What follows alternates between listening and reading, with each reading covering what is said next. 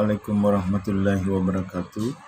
Jumpa lagi dalam acara Flora, Fauna, dan Humor. Semoga teman-teman semua dalam keadaan sehat dan bahagia selalu. Kali ini kita cerita tentang salah satu hewan endemik asal Sulawesi, yaitu anoa.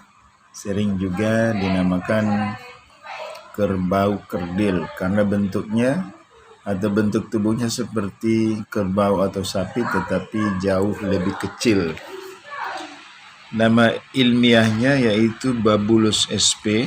Kemudian diadakan penelitian lanjutan dan ditemui bahwa ada dua macam spesies. Ada anoa yang hidup di dataran tinggi atau pegunungan, dan ada anoa yang hidup di hutan tetapi dataran rendah. Yang hidup di dataran rendah itu lebih besar sedikit ukurannya. Namanya Babulus qualseri, dan yang hidup di pegunungan namanya Babulus depressicornis.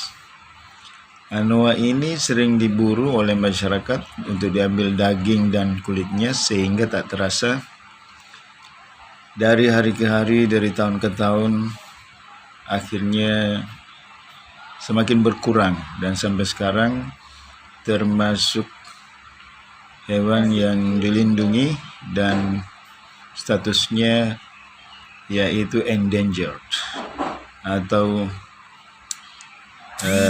memprihatinkan. Makanya hewan ini termasuk hewan yang dilindungi sejak tahun 1931 ya sampai saat ini. Semoga hewan ini tetap ada. Menurut penelitian terakhir, tersisa masih ada sekitar 5.000 ekor yang hidup, tidak lebih dari itu. Ya, kita berdoa dan berusaha semoga hewan ini tetap lestari. Oke, sekarang kita cerita lelucon-lelucon lagi ya.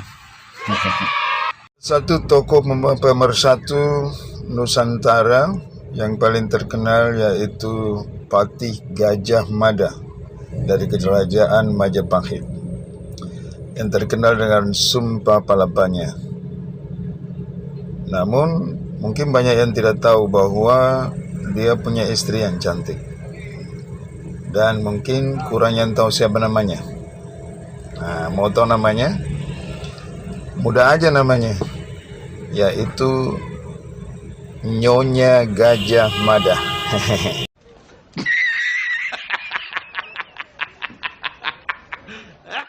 Ada penelitian terbaru yang menemukan bahwa buaya hampir semuanya atau ya 100% lah ternyata berjenis kelamin perempuan. Luar biasa penemuan ini, saudara sekalian. Oh no. Jadi yang mengadakan penelitian itu ditanya, kenapa bisa begitu? Nah, dia jawabnya gini, iya, saya menjumpai bahwa 100% buaya itu perempuan, tak satu pun jantan. Katanya kalau ada yang jantan itu bukan buaya namanya Pak Ayah. Teki selanjutnya adalah mengapa kodok jalannya itu selalu melompat-lompat? Ada yang bisa jawab? Salah.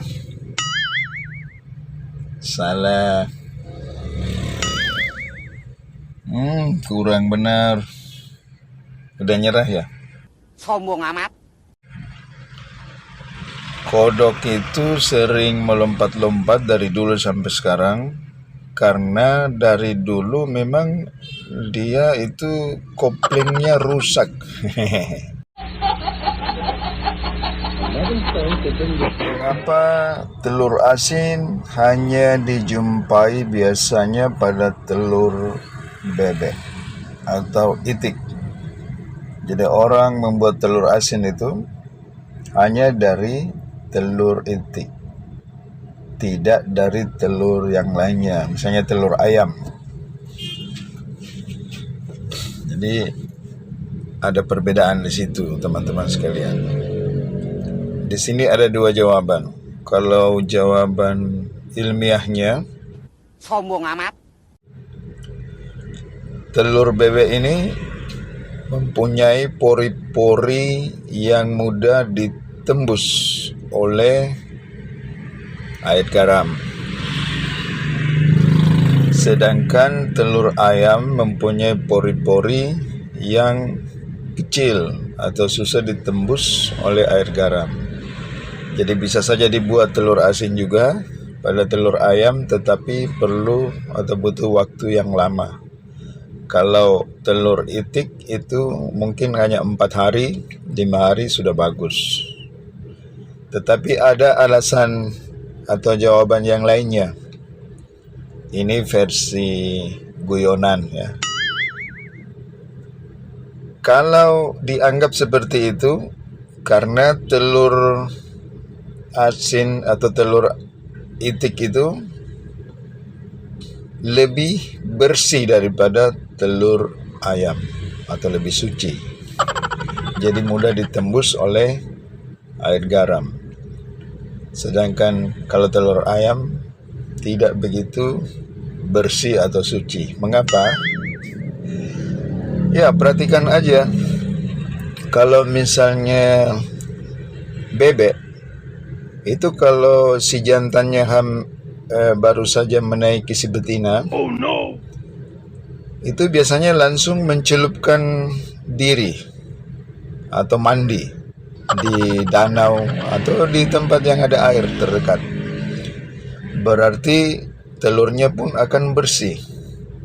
Nah, beda dengan ayam, begitu sudah berhubungan dengan si betinanya, dua-duanya itu tidak mandi-mandi, paling hanya menggulingkan diri di debu. Nah itu, sehingga telurnya juga kurang bersih dan susah ditembus oleh air garam.